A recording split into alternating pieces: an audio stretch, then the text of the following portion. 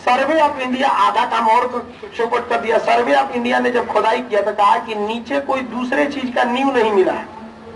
खोदिएगा नींव, अगर किसी चीज को तोड़ के बनाएंगे तो दूसरा नींव मिलना चाहिए। सर्वे ऑफ इंडिया ने स्पष्ट बोल दिया है कि 2.5 दिन का जो झोपड़ा नाम का मस्जिद है वो भले पहले से नहीं था, वहां पे कोई विद्यालय था जिसमें संस्कृत की भी पढ़ाई होती थी, वहां स्पष्ट बोला। यहाँ सर्वे ऑफ इंडिया ने बोला कि नीचे से हमको दूसरे चीज के अवशेष नहीं मिले, वो भी नहीं मिला। तो सुप्रीम कोर्ट का हाथ बनाया है। हम लोग दोष किसको देते हैं? सुप्रीम कोर्ट को। इसमें गलती संसद की है, आप पारित करिए। रही बात इसकी, तो ये सीधा सीधा बात धर्म हिंदू के आस्था से जुड़ा हुआ है, कोई भूमि विवाद नहीं है। अगर सुप्रीम कोर्ट इसको भूमि विवाद की तरह देखेगा ना तो फिर फैसला चला जाएगा किसमें? बाबरी मस्जिद के फेवर में चला जाएगा। अगर भूमि विवाद को लेकर देखेगा तो, आस्था को लेकर देखेगा तो होना चाहिए। इसमें दोनों को समझना चाहिए, मुस्लिम लोग को भी समझना चाहिए, हिंदू लोग को भी समझना चाहिए कि एक राम मंदिर या एक बाबरी मस्जिद से कुछ नहीं हो सकता है।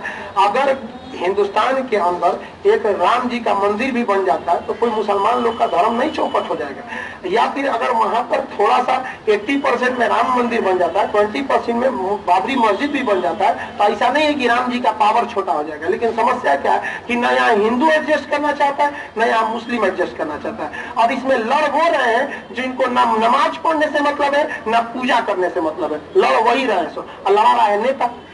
रातों रात नोट बदला गया, रातों रात राम मंदिर क्यों नहीं बन गया? समझे? एजेंडा क्या बोलेंगे आप चुनाव में आके कि हम पेट्रोल सस्ता कर दिए हैं, हम काला धन लेके चलाए हैं, हम नीरव मोदी को वापस लाए हैं, हम स्विस बैंक का पैसा ला दिए हैं, सबके अकाउंट में 15-15 लाख भेज दिए हैं। आज भी सबसे बड़ा मुद्दा था चुनाव का तो धार्मिक मुद्दा। आप खुद सोच के देखिए, आप पढ़े लिखे हैं, चुनाव का जो मुद्दा था वो धार्मिक मुद्दा था। तो बाबरी मस्जिद और राम जन्मभूमि का जो आस्था का मैटर है, इसको सुप्रीम कोर्ट को आस्था पे छोड़ दिया। सुप्रीम कोर्ट भी समझ रही थी, इसलिए चुनाव के पहले उसने शुरू कार्रवाई नहीं किया, कहा चुनाव बाद निपटेंगे। अभी कोई बोले चुनाव से 2 महीना पहले सब लोग अयोध्या पहुंचे थे, शिवसेना वाला महाराष्ट्र से ट्रेन बुक करके चलाया राम मंदिर बनाएंगे। अब ना याद आ रहा है राम जी का? आएगा 2023 में, 2024 में चुनाव है ना, फिर 23 में आएंगे राम जी का वहां पे। देखिए वो अलग बात है, दोनों को एडजस्ट कर लेना चाहिए। मुसलमान लोग को भी समझना चाहिए कि काबा मक्का मदीना में इतना भव्य बना हुआ है, वेटिकन सिटी में ईसा मसीह का इतना भव्य बना हुआ है, हिंदू को अगर अयोध्या में बना देंगे, खुद ये हिंदू बहुल्य देश है, यहाँ अयोध्या में एक भव्य मंदिर भी बन जाएगा तो कोई बहुत ज्यादा नुकसान ना हो जाएगा किसी को। किस दोनों को समझना चाहिए। लेकिन हमारे आपके कहने से क्या होगा? 80% तो बकलोल भरा लगती है। तो यहाँ पे बाबरी मस्जिद का मतलब आप भी समझते हैं, बाबरी मस्जिद और राम भूमि बहुत बड़का मुद्दा नहीं है, इसको जानबूझ के तान दिया जाता है। आज राम मंदिर बन गया, 1 महीना बाद मुद्दे शांत हो जाए। लेकिन मुस्लिम लोग की समस्या समझिए क्या है।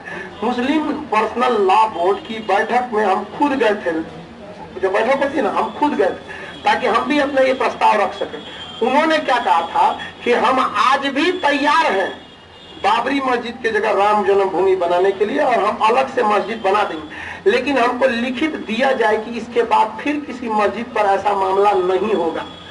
ये उसका भी कहना सही है, क्योंकि कल अयोध्या ताजमहल को कहा जाएगा कि शिव मंदिर है। ये बात स्टार्ट हो गया, आप याद रखिएगा 2030 तक ये नया मुद्दा नहीं बन गया तब आप कहिएगा, क्योंकि आज अगर आप बात करिएगा विकास में नहीं हो जाएगा, उसका भी कहना ठीक नहीं है। तो यहाँ पर बाबरी, यहाँ पर राम न्यास भूमि की भी तो गलती है। आप भी लिखित दे दीजिए कि इसके बाद कोई मुद्दा नहीं हो। पता चला काशी में बनारस में कोई मंदिर को लेकर उखड़ गया, यहाँ पे कोई और हुआ था, मथुरा में कृष्ण भगवान की जन्मभूमि को लेकर उठ गया।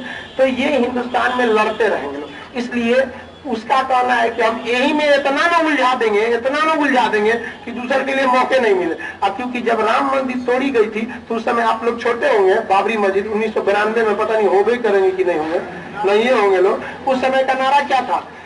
अयोध्या अभी झांकी है, यानी टेलर है, अयोध्या अभी झांकी है, काशी मथुरा बाकी है। समझिए, एक आम जनता को या एक धार्मिक दृष्टि से बाबरी मस्जिद का फायदा किसी मुस्लिम को नहीं मिला, राम जन्मभूमि विवाद का किसी हिंदू को नहीं मिला। ये एक अटक के मुद्दा लटका हुआ। समझ में आ गया? दोनों पक्षों की बात आप लोग को समझ में आ गया। आप डिसाइड करिए क्या करना चाहिए। कुछ बना भैया, शांत करके निकाल राम मंदिर, कुछ बना हटाइए यहाँ से। विकास मुद्दा। तो ये बाबरी मस्जिद इसके सेनापति ने क्या कर दिया, बना दिया। समझ में आ गया। बाबर ने 4 बाग शैली का विकास किया, चौकोठा बिल्डिंग बनाया और उसमें बड़ा भव्य किला बनवा दिया जिसे आराम बाग कहा गया। और उसमें सिंचाई का पानी देने के लिए किसी माली की जरूरत नहीं थी। नहरों को इस तरह से बनाया गया था कि अपने से पानी आके ताजा पानी आता था, उधर से निकल जाता था। तो किस शासक ने स्वतः नहरों से सिंचाई की व्यवस्था का किसने किया था? बाबर। बाबर के कितने बेटे थे? 4। कितने बेटे? 4। कहाँ? एक हुमायूं। कौन है? कहाँ? कामरान, हिंदाल, अस्करी, कामरान, अस्करी, हिंदाल और इस तरह शॉर्टकट लिखे ना, कहाँ? ए हुमायूं। कामरान, हिंदाल, अस्करी और हुमायूं, ये क्या था? इसके बेटा था सब। समझ में गया। अब इसका हम आपको बता दिए हैं कि हुमायूं की बाबर की सबसे बड़ी गलती अफगानों को पूरी तरह नहीं हराया, और हुमायूं की सबसे बड़ी गलती अपने साम्राज्य को अपने भाइयों में बांट दी। कामरान से अफगानिस्तान के किला को लेकर विवाद भी हुआ था, अफगानिस्तान के कंधार के किला को लेकर। अब आगे समझिए हुमायूं के बारे में। हुमायूं ज्योतिष में बहुत विश्वास रखता था। हुमायूं दिल का बहुत अच्छा सा साफ शासक था। हुमायूं के जीवन में लड़ी गई पहली युद्ध पानीपत का युद्ध था, किंतु वह अपने बाप के साथ लड़ा था, न कि अपने नेतृत्व में युद्ध लड़ा था। तो कहेगा कि हुमायूं के जीवन का पहला युद्ध, हाँ, कौन सा युद्ध? पानीपत का युद्ध। समझ आ गया कि नहीं आ गया? हुमायूं जो था जब वो शासक बना तो उसके 2 सबसे बड़ा दुश्मन बन गया। एक गुजरात का शासक दुश्मन बन गया जिसका नाम था बहादुर शाह। हुमायूं का सबसे बड़ा दुश्मन गुजरात का शासक बहादुर शाह, और दूसरा बिहार का शासक शेर शाह सूरी। दोनों ओर से एक पट्टी बहादुर, इधर इसने सोचा कि पहले बहादुर शाह से निपट जाते हैं, बाद में बिहार से निपटेंगे शेर शाह सूरी से, क्योंकि उसको भी पता था एक बिहारी सब पे भारी। गुजरात के शासक से लड़ने के, गुजरात के शासक के लड़ने से पहले उसके ऊपर था मालवा। क्या था? मालवा। गुजरात का शासक था बहादुर शाह। बहादुर शाह यहाँ मालवा की रानी कर्णवाही को बहुत सताता था, कर्णवाही पर अत्याचार करता था, उस चाहता था कि उसका साम्राज्य ले ले। कर्णवाही ने राखी गिफ्ट में भेजा था किसको? हुमायूं को, और कहा था कि आप विदेश से आए हैं लेकिन हिंदुस्तान की परंपरा समझिए, एक लड़की अगर किसी को राखी बांध देती है तो उसका सारा दायित्व उसके भाई पर पड़ता है। मैं आपको अपना भाई मानती हूँ, आप मेरे साम्राज्य को बचा लीजिए, वरना मेरे सामने आप मेरे आखिरी उम्मीद है, वरना मेरे पति तो मर चुका था, उसका कहा आप मेरे आखिरी उम्मीद है।